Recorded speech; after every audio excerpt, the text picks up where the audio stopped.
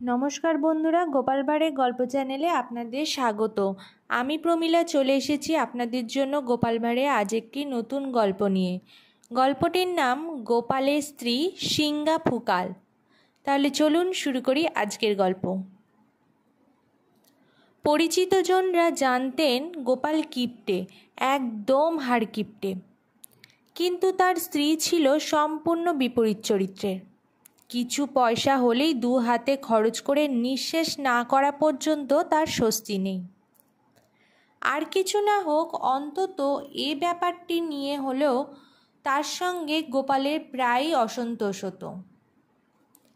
সে রেগেমেগে স্ত্রীকে মাঝে মধ্যেই বলতো, এখন 2-4 পয়সা রোজগার করে আনছি, আর দু হাতে তা উড়িয়ে হাড়ি উদক না করা পর্যন্ত তোমার স্বস্তি নেই। আমি চোখ বুঝলে যখন চুলায় আগুন জ্বলবে না, তখন মজা কাকে বলে টের পাবে। এখন দেদার উড়িয়ে যাও, কিছু বলবো না। গোপালের স্ত্রী এত সহজে দম্বার পাত্রী নয়। তার ওপর পরিচিত মুখরা বলে তার যথেষ্ট সুনাম রয়েছে। সে রীতিমতো কলকল করে উঠল, ওহ, মরলে টের পাবো, কথার ছিরি দেখো। যদি তোমার মনে এরকমই ধারণা হয়ে থাকে, দেখো না আমি মজা কেমন টের পাচ্ছি, দেখবে আমার মা বেটা কেমন থাকি। শুভস্য শীঘ্রম, আর দেরি কেন, কাল থেকেই শুরু করা যাক না। আমি কিছুদিন অন্যত্র গিয়ে গা ঢাকা দিয়ে থাকি, পরীক্ষা করে দেখি আমার অবর্তমানে তুমি বেটাকে নিয়ে কেমন সুখে থাকো। পরদিন সকাল হতে না হতেই গোপাল বাড়ি থেকে বেরিয়ে গেল।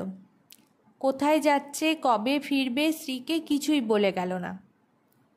এদিকে গোপাল বাড়ি থেকে বেরোতে না বেরোতে গোপালের স্ত্রী একটি ছেঁড়া ময়লা কাপড় পরে মাথার চুল উস্কো খুস্কো করে রাজসভায় উপস্থিত হলো। সভাকক্ষের একধারে কাঁদো কাঁদো মুখ করে দাঁড়িয়ে রইল। গোপালের স্ত্রীর দিকে নজর পড়তেই রাজা কৃষ্ণচন্দ্র সহানুভূতির সঙ্গে তার পরিচয় ও বিষণ্ণতার কারণ জানতে চাইলেন। গোপালের স্ত্রী চোখ মুছতে মুছতে বলল, মহারাজ, আমি আপনার রাজসভার ভাঁড়ের স্ত্রী। আমার স্বামী গত রাত্রে সিংহা ফুঁকেছে।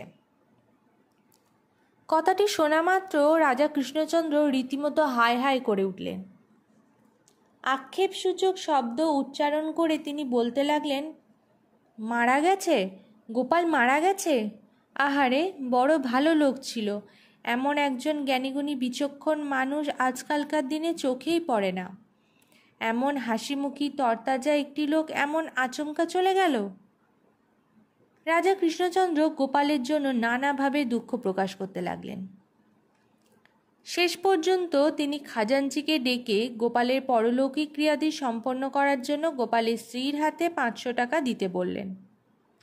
সদ্য স্বামীহারা গোপালের স্ত্রীর দিকে তাকিয়ে বললেন, এগুলো দিয়ে যা পারো করতে থাকো গিয়ে, পরে আবার এসো, যা হোক ব্যবস্থা করব। রাজা কৃষ্ণচন্দ্রকে যথোচিত অভিবাদন সেরে গোপালের স্ত্রী রাজসভা থেকে বেরিয়ে এলো। গোপাল বাড়ি ফিরলে তার স্ত্রী সব ঘটনা তাকে খুলে বলল। বেড়ে মতলব বেড়েছে গিন্নি, এখন স্বীকার না করে পারছি না। আমার অবর্তমানে তোমার কিছুমাত্র অসুবিধা হবে না। রাজা কৃষ্ণচন্দ্র এক বিকালে ভ্রমণে বেরিয়ে এরোর মুখে শোনেন গোপাল মরেনি। সে মজ করে ঘরে বসে খাচ্ছে আর আরাম করে ঘুমিয়ে দিন কাটাচ্ছে। কথাটা শুনেই তিনি রেগেমেগে একেবারে কাই হয়ে গেলেন। তিনি রাগে গম গম করতে করতে বললেন, আশ্চর্য ব্যাপার তো, গোপালের বাড়ির সবাইকে একই চরিত্রের, সবাইকে ধাপ্পা দিতে তার জুড়ি নেই।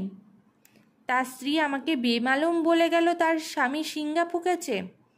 স্বামীর শেষকৃত্য সম্পন্ন করার জন্য নির্দ্বিধায় আমার কাছ থেকে 500 টাকা নগদ ও ভবিষ্যতে আরও সাহায্য পাওয়ার অঙ্গীকার নিয়ে গেল। যাও সব ধাপ্পাবাজের দল। এদিকে গোপাল খবর পেয়েই সে বিছানায় শুয়ে একটা সিংহা নিয়ে অনবরত ফুঁকতে লাগলো। রাজা কৃষ্ণচন্দ্র গোপালের ঘরের বারান্দায় দাঁড়িয়ে ঘরের ভেতরে উকি দিতেই তার শরীরের সবটুকু রক্ত যেন মুহূর্তে মাথায় উঠে গেল। তিনি এক লাফে ঘরে ঢুকে হাতে ছড়িটি দিয়ে তার ভুঁড়িতে সজোরে একটি গুঁতো দিয়ে বললেন, বুড়ো বয়সে হচ্ছে কি শুনি? মস্করা করার আর জায়গা পাওনি? নির্বিকার চিত্তে গোপাল বলল, মহারাজ, শুয়ে শুয়ে মজ করে সিঙ্গা ফুঁকছি। ফোঁকো, প্রাণ ভরে সিঙ্গা ফোঁকো, বাধা দেব না, কিন্তু তোমার পরলৌকিক কৃত্যাদি যাতে সুষ্ঠুভাবে সম্পন্ন হয় তার ব্যবস্থা করে তবে আমি এখান থেকে যাব, বলে রাখছি। গোপাল মুখ থেকে সিঙ্গাটি নামিয়ে ম্লান হেসে বলল, মহারাজ, এবার আমি নিশ্চিন্তে মারা যেতে পারবো। নিঃসন্দেহ হতে পেরেছি মরতে এখন আমি ভীত নই। আমি মারা গেলে আমার স্ত্রী পুত্র যে অন্তত না খেয়ে মরবে না, তা তো আমার চেয়ে আপনি কম জানেন না। তারা কোনো কোনো মতলব ভেজে ঠিক বেঁচে থাকতে পারবে। রাজা কৃষ্ণচন্দ্র রাত্রে যেমন গম গম করতে করতে তার বাড়ি ঢুকেছিলেন, শেষ পর্যন্ত তা বজায় রাখতে পারলেন না। তার এবং তার স্ত্রী ফন্দি ফিকিরিটির কথা ভেবে ফিক করে হেসে ফেললেন। বললেন, গোপাল, তোমরা সপরিবারে ভালোই ভ্যাপসা ফেদেছ, বলিহারি তোমাদের। তো বন্ধুরা, এই ছিল আজকে আমাদের গোপাল ভাঁড়ের একটি গল্প, গোপালের স্ত্রী সিঙ্গা ফুকাল। গল্পটি যদি আপনাদের ভালো লেগে থাকে অবশ্যই লাইক, শেয়ার, কমেন্ট করবেন এবং চ্যানেলে যদি নতুন হয়ে থাকেন চ্যানেলটিকে সাবস্ক্রাইব করে আমার পাশে থাকবেন। ফিরে আসবো খুব তাড়াতাড়ি নতুন একটি গল্পের সাথে। ধন্যবাদ।